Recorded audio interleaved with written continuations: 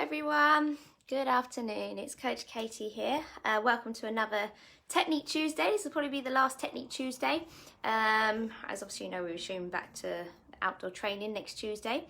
A couple of ones we're doing today, we're going to do a lot of floor exercises. So they're going to include press ups, dead bugs, and I'm going to leave the last one to a surprise. So let's get started with the first one. So the first one is your press ups. Now it's really important that when we do these, that we don't get our elbows touching the floor. I've seen quite a few times when we do these, say if we do them on the knees, we have our hips up and then we're going down like this onto the floor. Now that's not going to do anything. If I'm completely honest with you, all you're doing is touching your elbows to the floor, and if anything, you're probably going to get back pain. So it's really important to make sure that we do our press-ups correctly and we ensure we get our triceps used and we don't get those elbows touching the floor. So ways that we can do this, obviously in AbFab we try to recommend the tricep press-ups. So as you know, there are various ways of doing your press-ups.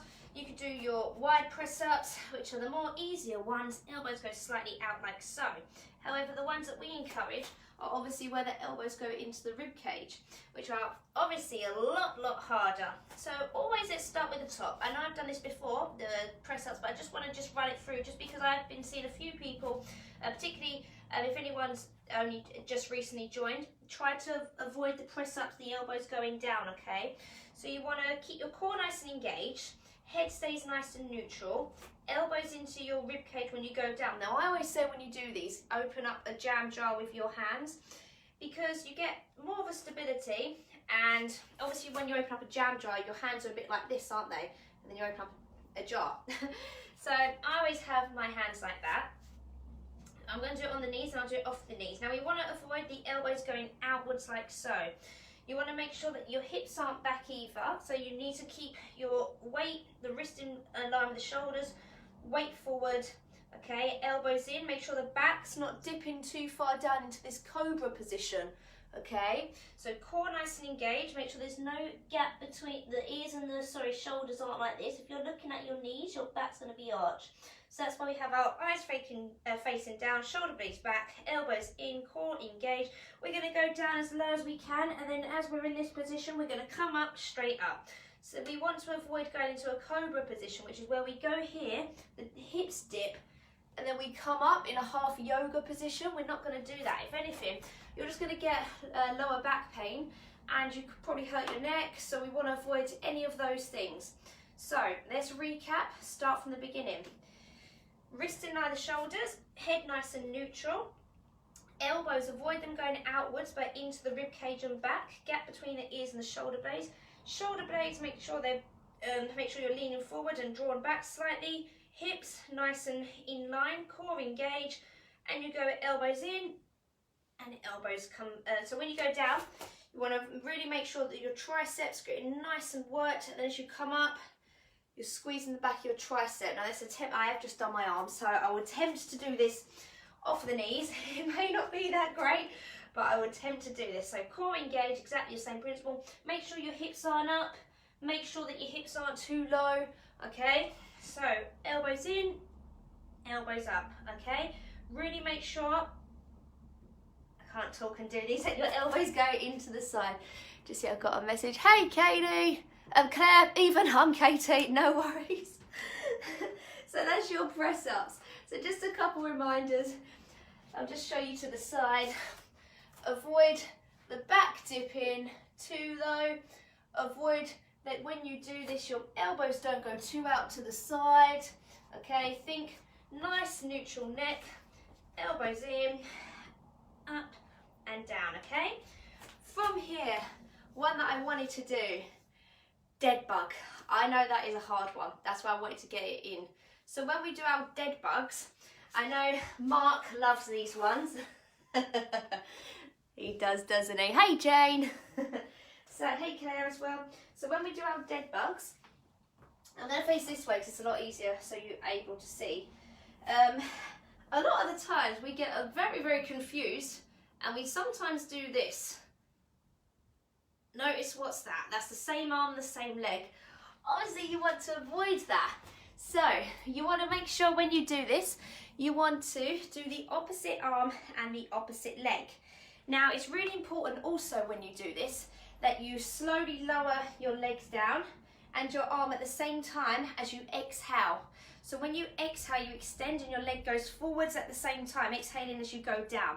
And you keep going, and you want to make sure that that back's not arched off the floor. So always keep a nice neutral lower back to the floor. So let me face this way just so you can see.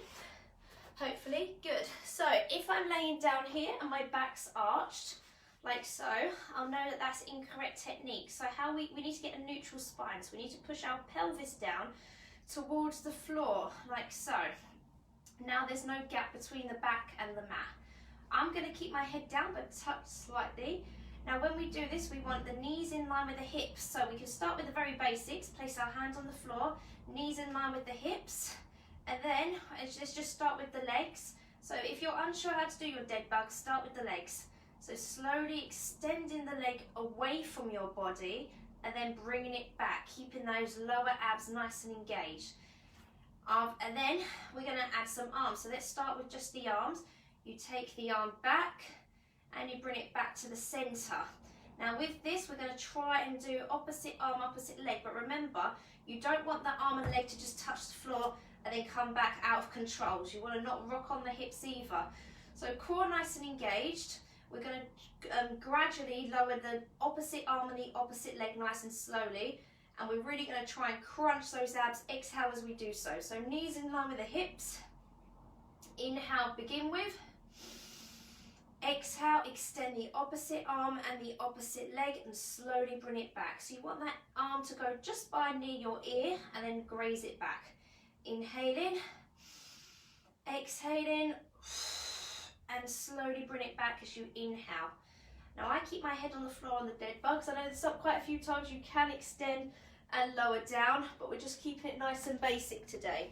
So we do opposite arm, opposite leg, ensuring that our lower back isn't arched off the floor.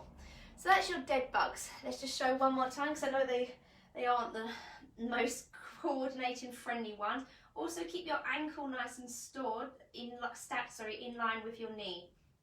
So drawing it back, bring it back. Exhale as you do so. Exhale, inhale. Excellent. Right, your last one, which I wanted to show, was your crunches, because believe it or not, I'm seeing all sorts of crunches this week, so I really wanted to get focused on the crunches. Now, if you get a neck ache doing your crunches, it's because you're using your neck muscles rather than your abdominals. So it's very easy when we first start off to use our neck muscles. It's actually, it's obviously not good for you, and you want to make sure that you use the abs. So, feet hip width apart. You should just be able to touch your your heels. Make sure there's no gap between the lower back and the mat. Now when I do my crunches, I try to not put my hands behind the head. So I put my hands by the temple, elbows all the way back. Now you can put your hands underneath your chin, and then you can gently tuck the chin down to the fist and then let go. So that's how you want a fist size between your head and your chest. That's where you should be looking. Now you want to look by your knees but up towards the ceiling, so a bit of a 45-degree angle. You exhale, elbows all the way back. Exhale as you come up. Inhale as you lower down. Now, I'm shaking because I'm really working my abdominals when I do this, and it is perfectly normal to shake. If you come up, elbows here and yank it back, you're going to, like I said, get really bad neck aches. That's why you always need to make sure your elbows are all the way back the whole time. Lower backs to the floor. You'll notice the difference. Right, okay, this is bad technique, so I'm going to show you because obviously I don't want you to remember this, but I just want you to see what bad technique is. I haven't actually done this in years. I don't actually know if I'll be able to do it. So coming up using your head, in your neck. So that's coming up. Notice as I do this, I'm not using any of my abdominals. I'm just using my hands to get the head up, which we want to avoid. So hands by the temple, elbows all the way back. Exhale. Now I'm shaking. That's how I know I'm using my abs. And inhale, lower down. Now this may take some time to practice. You may still continue getting a neck ache because obviously it might be bad technique for a while. So if you feel like you necessarily need to place your hands behind your head, then the best way that I suggest this is that you don't put your hands there and yank up. So interlock your fingertips behind, and then place your head into the hands rather than you place your hands on your head, if that makes sense. So that way you're putting the weight on from your head rather than your fingertips pressing into your head, if that makes sense. I know what I'm trying to say, it just may not be coming out great. So you're going to come up and down like so. Okay, and now if you feel like that's still not comfortable, if you have a mat, fold your mat in half at the top, hold onto the corners of your mat, elbows all the way back, and then you can use your crunches like this just to make sure this way you can see, like I'm shaking, I'm using my abdominals, I'm not using my head, nothing. Those tummy muscles are pulling me up and down. So this was Technique Tuesday. So we ran through press ups, we ran through dead bug, and we ran through crunches. Now, I hope that helps everyone. If you have any questions on any of those, obviously you know I'm in the group, either comment on here or just tag me in your questions. And yeah, I hope you have a fantastic Tuesday. Hopefully I will see you all soon. Have a good one, team. Bye.